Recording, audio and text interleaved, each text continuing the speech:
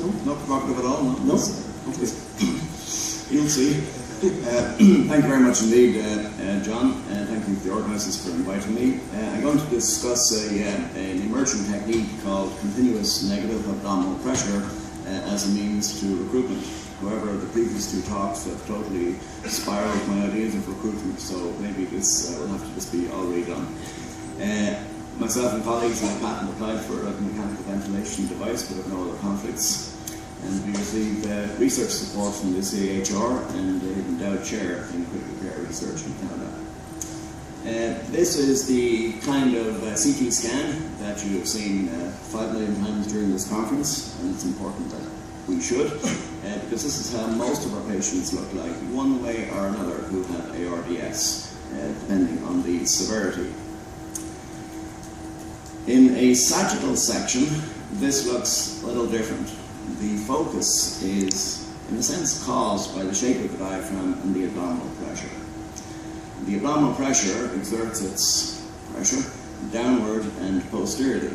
The diaphragm is muscular in this aspect and is tendinous and non-contractile here.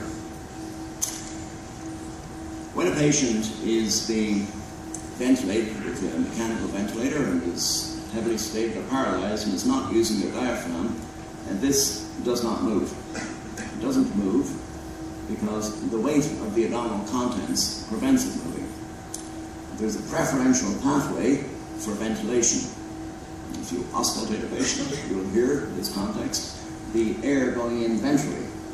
Indeed, it is in the ventral lung in a paralyzed patient who's nursed supine that the lung injury occurs.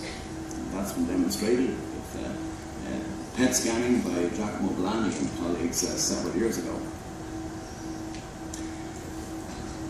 People have got onto this idea a long time ago. Professor Gattinoni's group, Lenz and colleagues, studied this technique both in humans and in a pig model using a device, a proprietary device. The idea being to suck out the abdominal pressure and reduce that dorsal consolidation. Another Italian, Monica Terry, I can never say her name, she worked with me for 2 years and I can never say her name.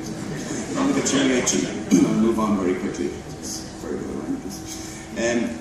She had the idea after a colleague of hers working in our lab had studied negative pressure ventilation that maybe we should move the ventilator, the iron lung, down to the abdomen to see what happened.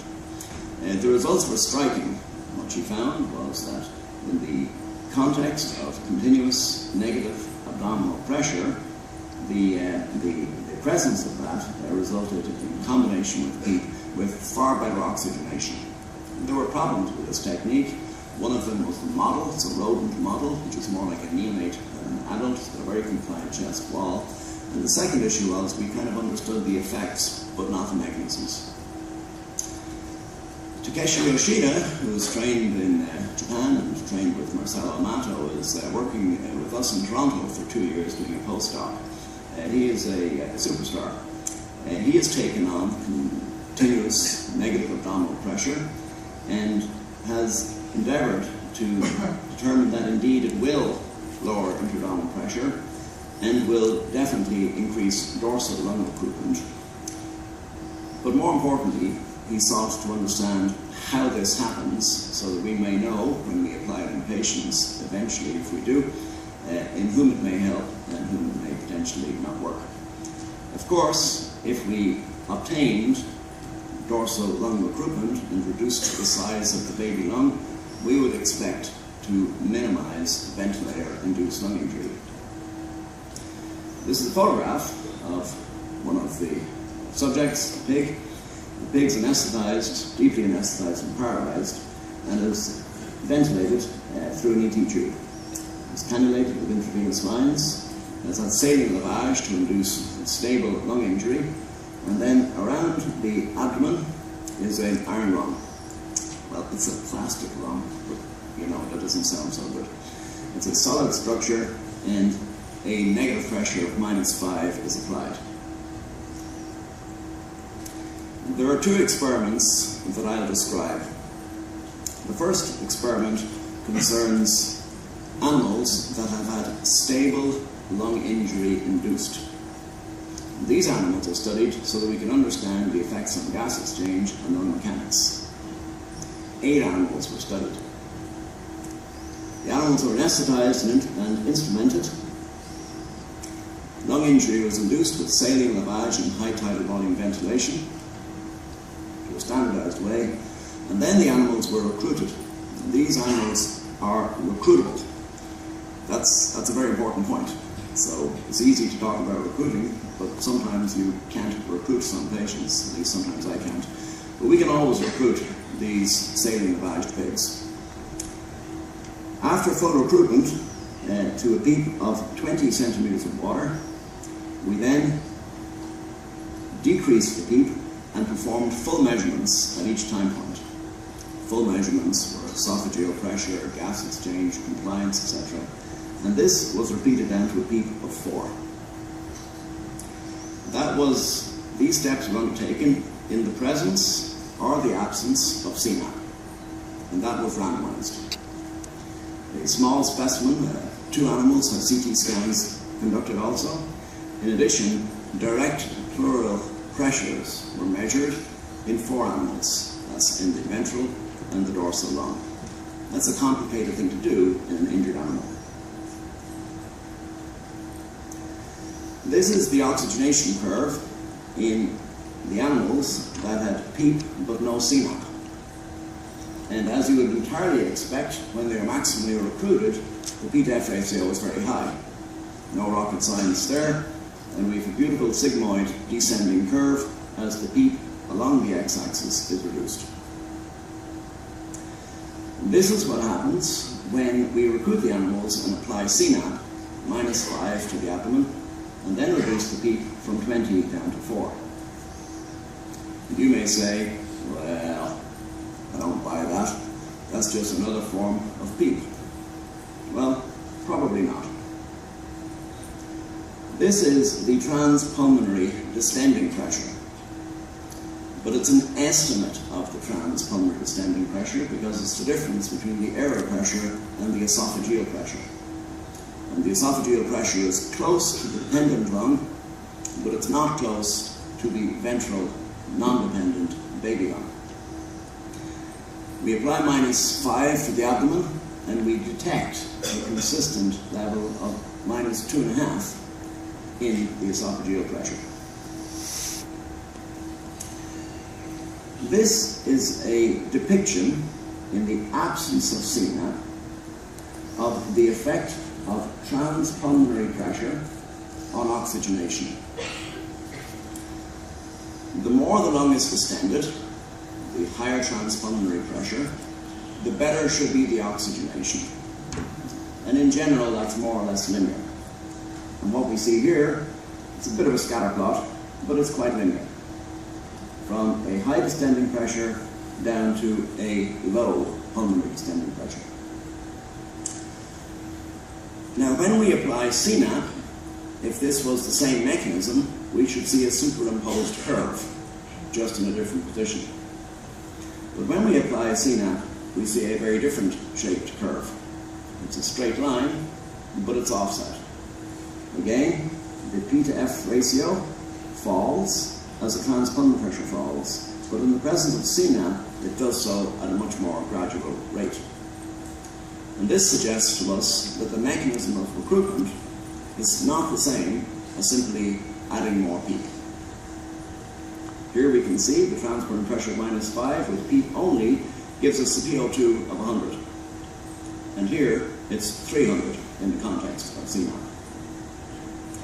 What about the distribution of ventilation? Here we see an EIT specimen. You can see the ventral lung is inflated with each tidal breath. But the dorsal lung, just as you would see in a non-aerated CT scan, is not ventilated. When the lung is recruited and the recruitment is maintained with CNAP, you can see that both ventral and dorsal lung are ventilated, suggesting that the distribution of ventilation is far more even. The baby lung is bigger, but also the tidal stretch is over a larger volume. What about aeration? Aeration is a tricky business. on CT scans, it depends on the transpulmonary pressure and a lot of factors. Let's take, for example, if we match up two CT scans where the sum of the PEEP and the externally applied CNAP is equal, because otherwise it's comparing apples and oranges. So here we have a PEEP of 10 on one side, one scan, and another scan with a PEEP of 6 and a CNAP of -5. -4, it's -5. The transpulmonary distending pressures are very close. And what you see here, in the absence of CNAP, this transpulmonary pressure gives a non-aeration, that is atelectasis, of about 80%, 20% aerated. When you compare that to the same transpulmonary pressure in the presence of CNAP, there is far more aeration. Non-aeration 60%, aeration 40%, twice as much. You could look at it a different way and say, just use equal PEEP. You give one animal CNAP and the other animal don't give CNAP. And therefore, for example, PEEP of 10, I apologize, that should be a PEEP of 10, I apologize, there's an error there. Here you have a PEEP of 10 and a PEEP of 10, CNAP of -5, almost no non-aeration, 80% recruited, 80% non-recruited. What about the pleural pressure gradient? Because that, in the end of the day, is the problem caused by the injured lung, which increases the gradient, and the abdominal pressure. Here we see the directly measured ventral and dorsal pleural pressures, and the gradient is the difference between them. In the presence of CNAP, this gradient is narrowed. That is to say, the abdominal pressure and the lung inhomogeneity is countered. The chest wall shape is altered. In the absence of CNAP, we see a diaphragm edge here, and we see dorsal atelectasis. In the presence of CNAP, that atelectasis is recruited, and the diaphragm is displaced, and the lung AP volume is not increased. The second very short series of slides looks at the impact on progressive lung injury. We induce lung injury, we form a laboratory randomized controlled trial with 5 pigs per group, and because all animals have PEEP and some have CNAP applied externally, we targeted a constant transpulmonary pressure in each group. They were intubated, monitored, injury was established, and then progressive injurious ventilation with high tidal volume and low transpulmonary pressure induced. And then at the end of the experiment, gas exchange mechanics and injury were measured. This is a snapshot of the gross pathology. Severe injury in the absence of CNAP, and a classic picture of modest injury in the presence of CNAP. The wet to dry weight ratio is substantially less in the presence of CNAP, and BAL interleukin 6 is increased, and tissue interleukin 6 mRNA in the non-dependent lung, the baby lung, is increased in PEEP and decreased in PEEP plus CNAP. In summary, continuous negative abdominal pressure, when applied to a lung that has been recruited and then the PEEP has been reduced, selectively recruits lung. It reduces ventilator-induced lung injury, and the mechanism is different to simply adding increasing PEEP or increasing area pressure. Thank you very much.